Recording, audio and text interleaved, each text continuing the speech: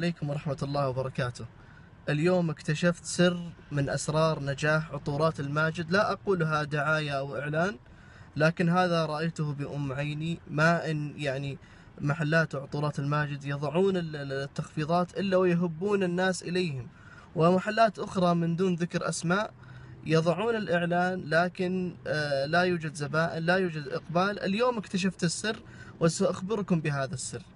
ذهبت للمركز الرئيسي لعطورات الماجد، فاكتشفت أن صاحب هذه الشركة وفقه الله، أنا لا أعرفه وهو لا يعرفني حتى لا يكون هناك مداهنة.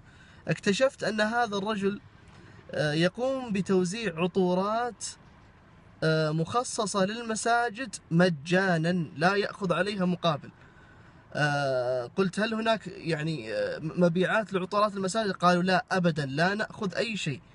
ونسأل الله العظيم رب العرش الكريم أن يوفقهم في تجارتهم. أسأل مولى جل وعلا أن يجعلنا وإياهم ممن ينفقون في سبيل الله جل وعلا. وأذكرهم أذكر هذه الشركة المباركة وأذكر التجار الآخرين بقول الله جل وعلا: وما تقدموا لأنفسكم من خير تجدوه عند الله. ساهم في نشر هذه المادة، ولكم مني جزيل الشكر والتقدير.